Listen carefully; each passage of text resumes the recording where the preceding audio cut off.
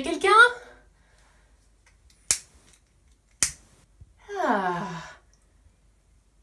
Eh ben non, il n'y a personne. Il n'y a que moi. Est-ce que vous aimeriez savoir comment ne plus vous retrouver dans cette situation où vous êtes seul au monde? Oui? Sûr? Ok, alors on va voir ensemble tout de suite comment.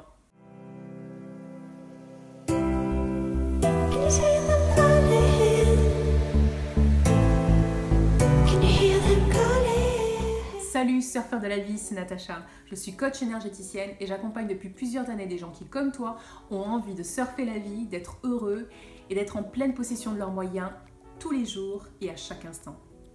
Aujourd'hui, on se penche sur une question qui m'a été posée par une abonnée.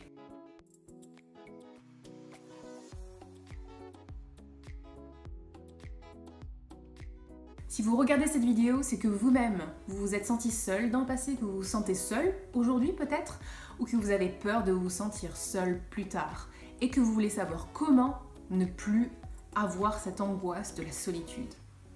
Mais avant de parler solution, voyons un peu ce que c'est la solitude.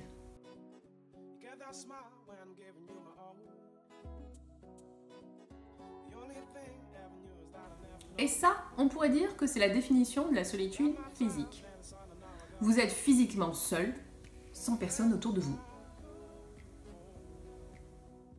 Moi, j'ai trouvé une définition qui colle beaucoup plus au sujet qu'on va aborder aujourd'hui, et elle est de notre cher Grégoire Lacroix.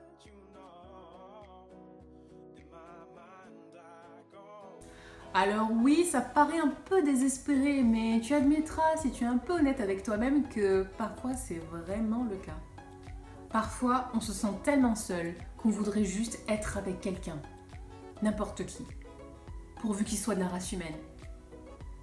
Ou en fait non, ça n'a pas vraiment d'importance.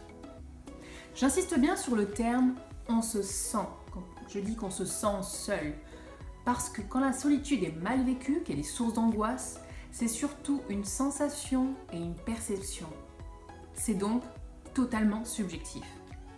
Je me souviens, moi, quand j'étais seule, je ressentais un vide intersidéral que personne ne pouvait combler. Et même si je savais que personne ne pouvait le combler, j'essayais quand même de trouver ce que j'appelle des combleurs. Et pour moi, c'était la bouffe, regarder des films et les hommes. En fait, je me servais d'éléments à l'extérieur de moi pour combler un vide à l'intérieur de moi.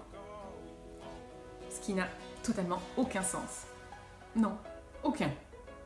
Quand tu te sens seul, tu utilises différents mécanismes de coping. Et le point commun entre ces différents mécanismes, c'est que tu t'accroches à une chose ou à une personne, que ce soit ami, partenaire, membre de la famille. Et tu t'y accroches comme si ta vie en dépendait, comme une bouée de sauvetage. En fait, tu as juste la sensation que tu peux pas vivre sans cette chose ou sans cette personne. Alors stop, on arrête tout. Aujourd'hui, c'est le premier jour de ta vie où tu arrêtes de te sentir seul et tu arrêtes d'avoir peur d'être seul dans le futur. Ok? Alors on va voir ensemble comment. Si tu suis ces 3 étapes, ça devrait déjà aller beaucoup mieux. Premièrement, mets des mots sur la solitude. Mais attention, quand je parle de mots, je ne veux pas dire le discours habituel, désespéré, que tu te répètes en boucle dans ta tête quand tu te sens seul.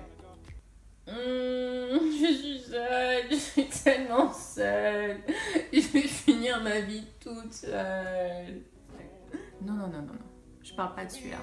Ici, il s'agit plutôt de mettre des mots sur son ressenti.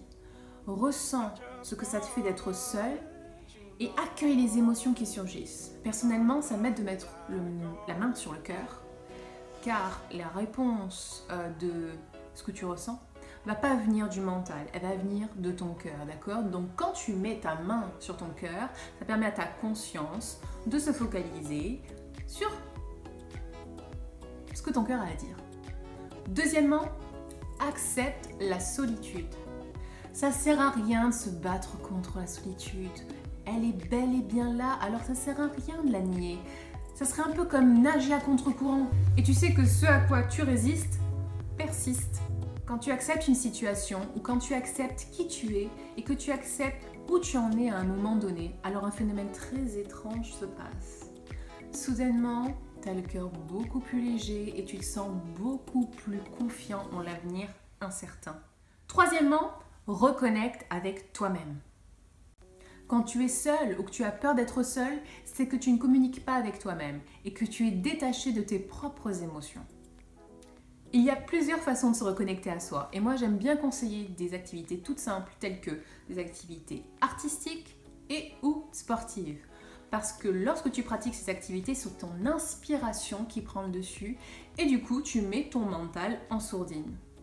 Fais quelque chose qui t'inspire et qui te donne de la joie. Et ce peut être aussi divers que faire de la cuisine, de la peinture, de la musique, de la poterie, de la danse. Exprime-toi. Le but ici est que tu te reconnectes à ta richesse intérieure, à ce qui te fait vraiment plaisir, à ce qui compte rien que pour toi. Le but est que tu te réconfortes toi-même, que tu apprécies de passer du temps avec toi. Et tu remarqueras que quand tu passes du temps seul avec toi à faire quelque chose qui te plaît vraiment, tu remarqueras que tu n'es plus si seul que ça. Et comme le disait Pierre-Claude Victor Boist, une dernière chose avant que tu mettes en place ces actions. J'aimerais te rappeler que la solitude, elle date pas d'hier.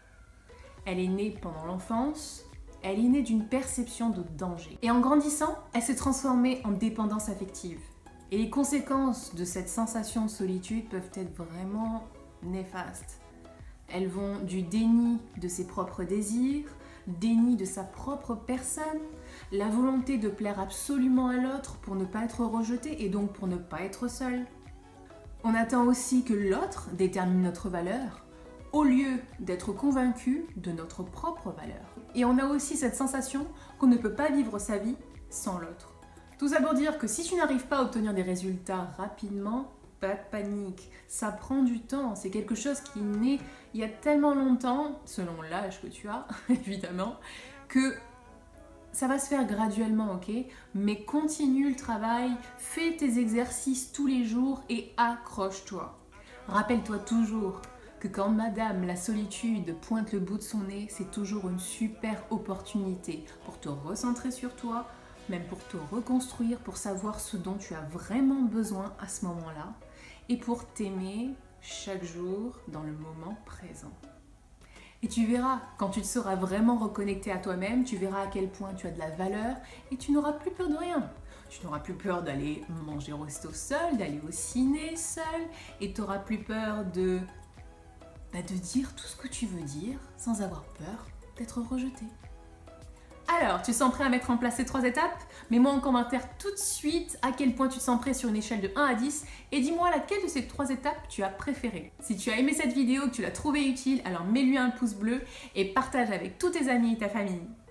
Et surtout, pense à t'abonner en cliquant ici et en cliquant sur la petite cloche, comme ça tu seras notifié à chaque fois que je posterai une nouvelle vidéo. Et si tu as besoin d'aide pour mettre en place ces actions ou que tu veux qu'on voit ensemble ce qui te bloque, alors envoie-moi un email à natasha@thatwayoflife.com pour un accompagnement personnalisé. Et rappelle-toi, la vie est faite de vagues, alors surfe-les.